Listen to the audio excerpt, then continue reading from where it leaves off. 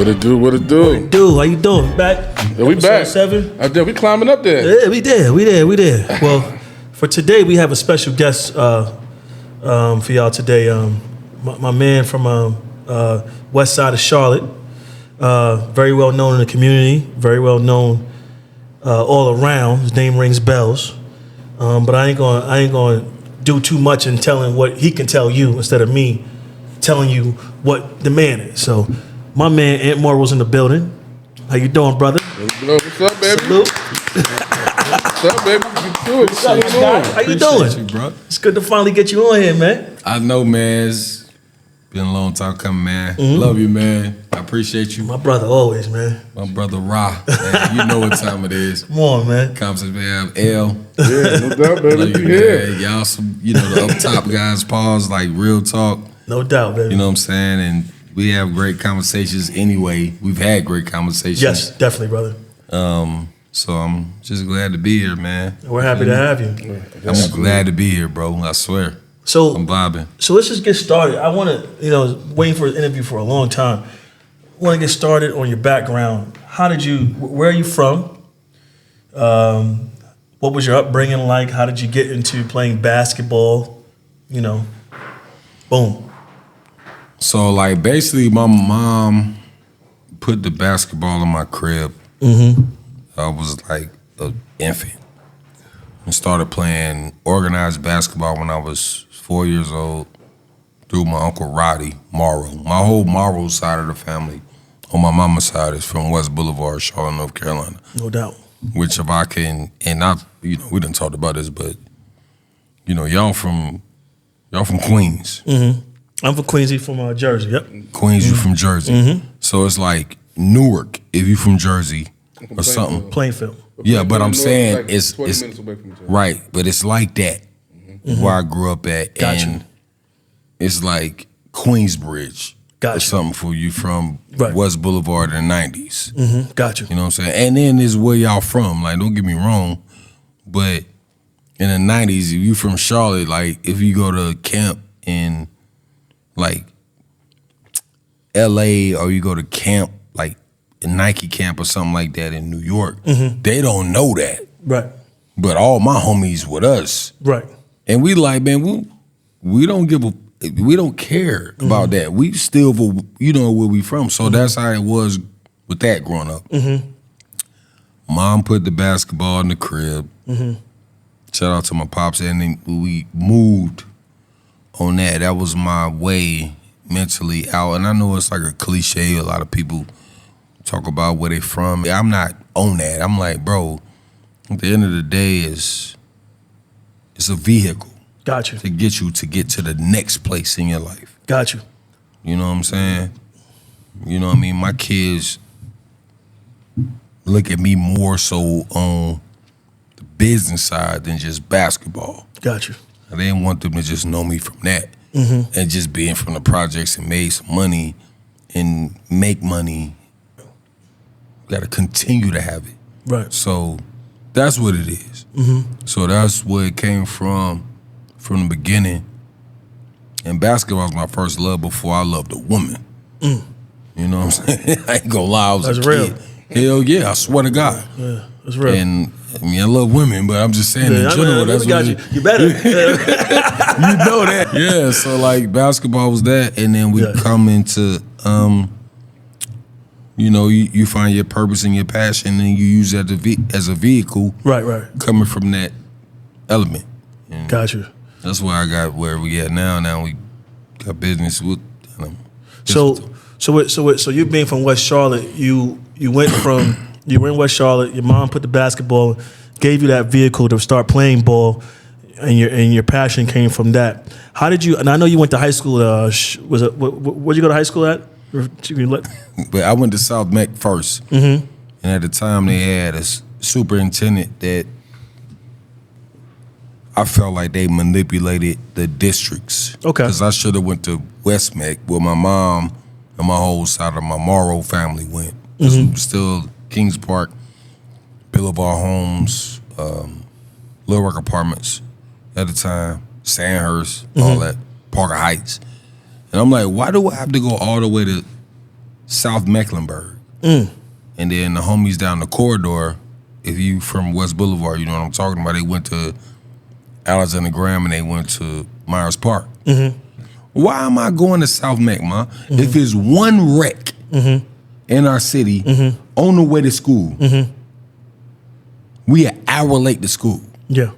Do you know what that does to a kid? You got to take that ACT or the SAT, Right. the ACT and the SAT. But 3 days out the week, you missing an hour of school. I get into Charlotte Latin. I'm going into what you asked me. Yeah. I go to Charlotte Latin. I get in straight out the placement test.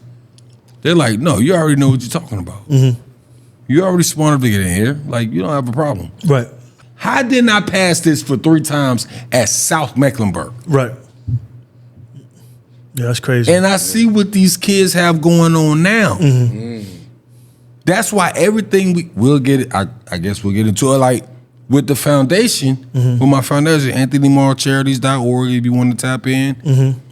But with AMO Charities, we on West Boulevard. I'm like, look, it's some of the smartest children I ever seen in my life that don't have the opportunity. Yeah. I only had it because I hope. I ain't gonna talk. So after that, what were you did you have a full scholarship or you had to like just get in where you fit in? I have full scholarship. You talk about to college? Yeah, to college, yes. And high school, yeah. Okay. Yeah, bro. Okay. So like with that, and I'm a big my mom up and give her flowers. And shout out to my mama, Angela Morrow, on life. My mom. She lived with me and I love her. I'm gonna see her when I go home too, cause you be up at like 4 o'clock in the morning. My mom go hard, man. I ain't gonna lie.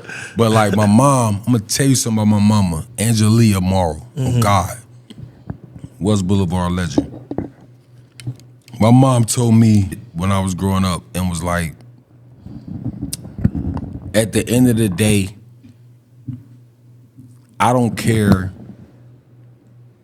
if you make the NBA or whatever, but I know one thing for sure, 2 things for certain. I'm gonna make sure that you successful. And the 100 thing, like 100, bro, my mom was like, I won't let, and I want people to hear this. This is what my mama said. She was like, you not gonna, this is every hood in America. My mama was like, this not the end all be all. And then you have to figure your shit out. Yeah. You feel me? Yeah. And my mama said that. And I'm proud to say, like, I bought my mama 2 houses. And then she was able to sell a house or 2 and make some money, and she stayed with me when she want to now. That's what's up. That's the that's the process. She said, I thought I was never leaving West Boulevard, Charlotte, North Carolina. I don't want you to feel like that. Y'all from up north. Yeah. Where I'm from is like Harlem, Brownsville, Newark or something. Not saying you, I'm just saying where you from. The slums. Patterson. Can't get You no feel worse. me? Yeah. My mom was like, you not there. I had to go to like camps and get around some of them people. Boys from Harlem. You know? And just be around different personalities. My brother that I love that just did a podcast with Brandon Marshall and them. And I told him I'm gonna talk to him. And I talked to him today. J.R. Smith. Swish. My brother. Shout He out just to, did a- shout out you to know, Freehold, New Swish- Jersey. From Freehold, You New know? Jersey. Yeah. Hell yeah. You know my brother. Shout out to He the J.R. reason I ain't go to Carolina. Yep. And I told him that we gonna have some business. We gonna have some business, and we gonna have some foundation and stuff like that. And I love him so much, but he broke down about coming out of high school, going to the NBA. About like he ain't go to college. Y'all understand what I'm saying? Yeah. That's crazy. He didn't go to college, bro. Yeah, so he didn't even have the foundation of the. And he came from a great family. Right. Yeah, he did. Absolutely, Freehold. Right? Absolutely my, did. My mom lived in Hightstown. I was go to Freehold Mall. It's nice out there. It made me understand what it meant for me to go to Georgia Tech for 4 years. Well, see, you know what? So with that, you know, like a lot of that's a big thing because back in those, especially back in the days, a lot of players that went to G Tech, when G Tech is known for point guards, they known for Kenny Anderson. They had they're also known for who's the other dude that was there? I forgot his name. Travis Best. Travis Best used to go there. Travis Best went there. Marbury. Stephon, I'm sorry. Yeah. Park. Young That's one of my favorite players. Yeah. Steph was there. So my thing is that when you went there, did you know? Were you aware of the pedigree before when you went there, or why did you choose Georgia Tech out of? I mean, you know, why did you choose G Tech? There's a little bit of story behind that. I wanted to go to Carolina, and that when I go back to JR, JR committed to Carolina because Roy Williams committed. He left Kansas and went to Carolina. JR got to get out of that scholarship and go follow him at Carolina. Okay. But we all knew he was going to Carolina when we was young. Right. So when JR he committed to Carolina, they told my house girls, shout out to Jerry Faulkner. He ended up going there and committing there. And they was like, yo, we'll give Ant a scholarship. He can walk on. Right. I'm going to Carolina. I'm going to Georgia Tech, and I want to see y'all. Right. Because I said, he's not going. I played against him for years. Right. So that's what it was. But it was all what it was. But that's why I went to Georgia Tech. And then there was the education, and my mama loved the campus and the education part. And I really loved it too. So, like, I'm still ingratiated with Georgia Tech and the whole education part of it and the basketball. I just went to homecoming a couple weeks ago at Tech. I love Georgia Tech, man. It's one of the most unique campuses on earth. It's dope as shit. I love it. So that's basically why I went. Coach Hewitt, shout out to Coach Paul Hewitt, Jared Jack, Will Bynum, EJ Alday, Ishmael Muhammad, all the guys, Luke Shinshi, Big Dog. And, you know, those were some of my guys. Zan Frederick, some of the guys, Rashawn Dickey, all these guys, Jeremy Smith, like, you know, a lot of my guys that was there, they kind of, you know, it's the college life. Right. You know what I'm saying? Right. So it was cool. Okay. The NBA draft. What was that like? Were you a walk-on, or you got drafted? Nah, man, I wasn't drafted. I was undrafted. It's undrafted, yeah. Okay. So Explain, like, how was that process? Did you see like your other guys that you probably knew was better and this and that, like seeing them get drafted, like, yo, like, or you just was comfortable with how you did what you did? Bro, I ain't gonna lie, bro. It was undrafted. Look, I'm gonna tell you. Top 5 picks. So you see some of these guys that's in the top 10 that we went to camp with. I went to camp with. And I was undrafted. I'm gonna tell you what I was doing draft day. At the time, my daughter's mother, shout out to my daughter's mother. She's probably gonna watch this one day. Gotta give her a shout out. Hell yeah. I like how you said that. My daughter, 14. I like how you said that. Our last thing, we talking about. You goddamn. You goddamn. On the other episode, I said daughter's mother. I don't say baby mama. I love everybody. There we go. Oh, that's right. On the hood. Look. And she don't. No, I done shout out other platforms, and Right. I love y'all. That's what's up. So like, that's what's up. literally, bro, she was there. She was pregnant with my daughter. My daughter's 14 now. Shout out to Mumu, Anthony Morrow. Shout out to her. Volleyball star. You were saying Straight that. student. You were saying that when you were when the NBA draft was going on, you were sitting back, and what was that? What was that? I was laying down, bro. I was watching the draft. I watched the first half. I went to sleep. I woke up. The draft was over there. It was like, you didn't get drafted. We was eating pizza. Shout out to my homie Louis Clinch. I got up. I called my agent, Wallace Prather, shout out to Butter, nickname Butter, Wallace Prather. He was like, I called him and he was like, I was like, man, what's the move now? Well, we got Ukraine for $80,000. I said, nobody has made $80,000 in the last 20 years of my life. Right. In my family. I'm going there. That's deep. And then he was like, all right, cool. Like, I'm gonna holler at them, but you got 3 workouts. It's 3 teams that kind of want you to come in and play summer league. And it was the Lakers, the Mavericks, and the Warriors. At the end of the day, it was the Warriors wanting me to come in, start killing, and the Miami Heat. So I played well with the Heat. They boosted shit up to like 100,000 because I played well. And I had to try out for the summer league team. But in my like motion with doing that, it went up to like 110,000. And then it was like 120,000.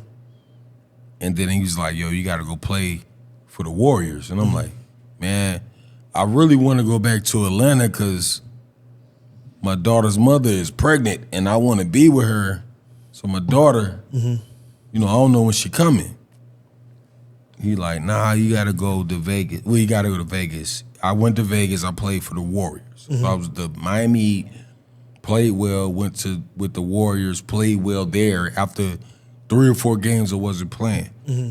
Killed that, put like 140 in Ukraine on hood, bro. I told him, I'm like, I just want to go now. Right. Like, I don't know what's going on. He's like, Right. no, you gotta. He said, look, the Golden State Warriors just hit us up. You know what I mean? So we got the Golden State Warriors now. We go. I think they're gonna really do something. So we go to Vegas. I play well, and then he like, well, in Utah they gonna feature you because like a lot of the guys that already got on contract are drafted. They already play, so you gotta wait 3-4 games to get showcased. But in Utah with the Warriors, they like all of those guys. They're already gonna be going home. You gonna get showcased, and I end up getting MVP in Utah. It was like 23, 24. You know, really got to show off. I had to look over my shoulder, who coming to sub in for me. You know what I mean? Killed that. This is the day before the last game. I got MVP, and I remember, bro, shout out to my homie Marlon. Come pull up. And I'm in Utah, bro. And I don't know if y'all ever been to Utah. I've been actually living in Utah 4 months. Bro, I don't know if you know this Denny's. That's the only right by the Grand. What's the hotel? Ah, man, there's a lot of hotels out there. They sleazy too. I don't know, bro. I just Which know one? I Salt was Lake City? walking. Yeah, like Yeah, right there in the mountains. Right. Bro, bro came up to me. I'm asleep. I take my Xbox. I get this. I get up. My agent called me Butter called me. Hey, somebody at your door. I'm like, I just heard somebody knock on the door. Yeah, that's the contract. I said, what contract? Man, answer the door. He got a manila folder, my man Marlon. Bald head, brown skin dude. Hey, now I'm thinking I'm going to Ukraine Right. for 120. Right. You got a contract. He said, you earned this. Come downstairs. He said, he told you come downstairs, right? It's like something out of a movie.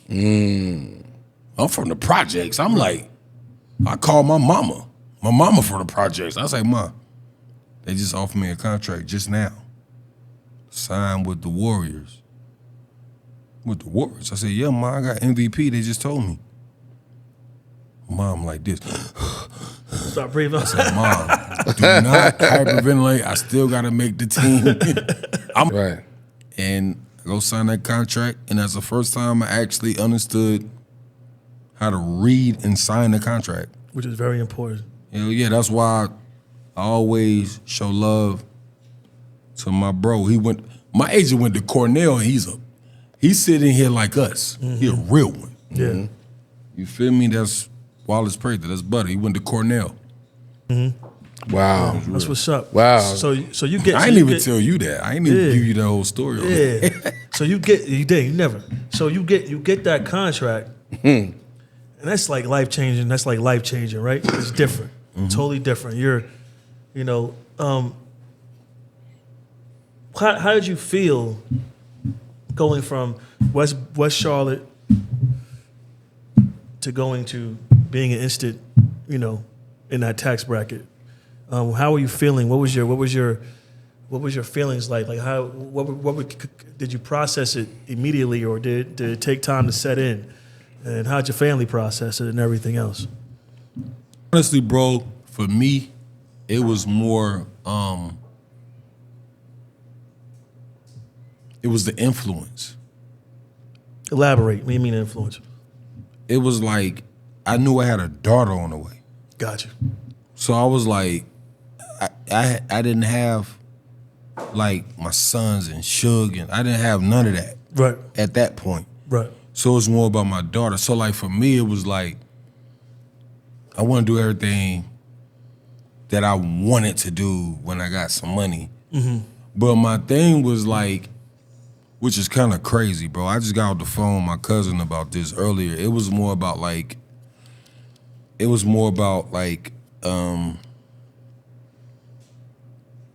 know, you go back to the hood and just spend like $300-400. Mm-hmm. Mm-hmm. Like it wasn't even about like Balenciagas and Gucci, and it wasn't about Louis Vuitton. Like I'm like, I just go back to the hood and just do something. Mm-hmm. Dope. Yeah. Right. Send everybody in the hood $500-600 worth of food, or some Jordans, and stay with auntie. You feel me? Right. And then they had to tell me like, yo, you can't just be over here. Yeah. Mm-hmm. You can't be over here like this. Right. That was me at 22 years old. Right. I'm coming over there with. Y'all getting kind of emotional, not in the bad way. Nah, this is good. Yeah, This is good. They need to hear. They You need to got a hear. $2,000 outfit on, and a $200,000 car, and you over there like, they not saying nothing. My mama like, stop going over there. And I'm like, why? And then you see why. Yeah. And you take $600 worth of food over there, and I still be in my hood. I just was there Saturday, but you're doing it the right way now. But I didn't know that, because they didn't know that. They tell me that. Yeah. Yeah. You feel me? So when I go over there now, it's like, okay, it's calculated. You dig what I'm talking about? But yeah, it felt great to go back over there, and not in a negative way. You feel me? You are one of the most humblest people I've met. Not because you're an athlete, not because of what you've done, just your spirit, period. Like we have a lot of conversations together. We talk about a lot of things.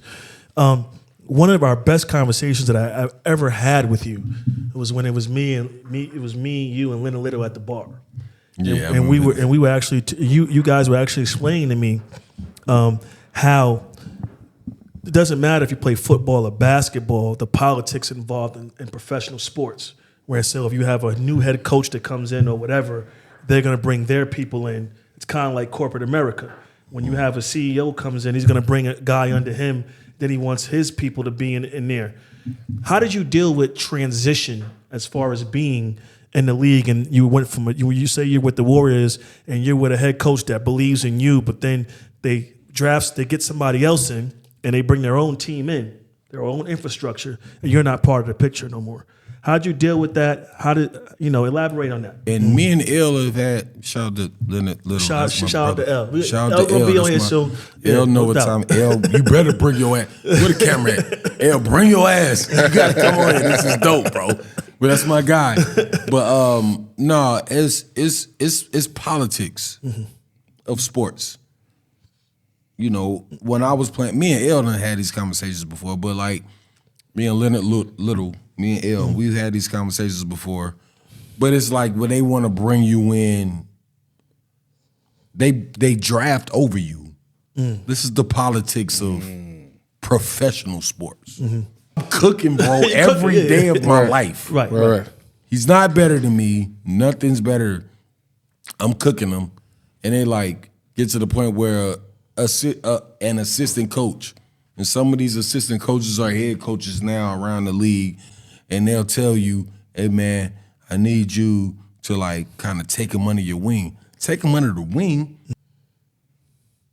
That's crazy. Yeah. That's crazy. Yeah. Because it's your Listen it's your to hold survival. on, Right. Listen, that's like y'all doing podcasts.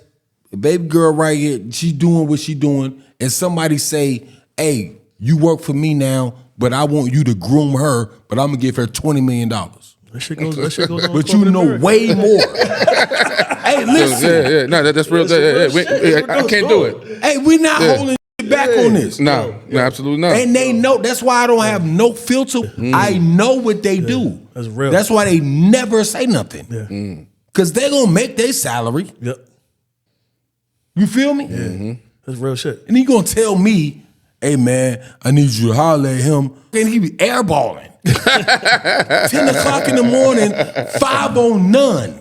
5 on none. Y'all just gave him $25 million.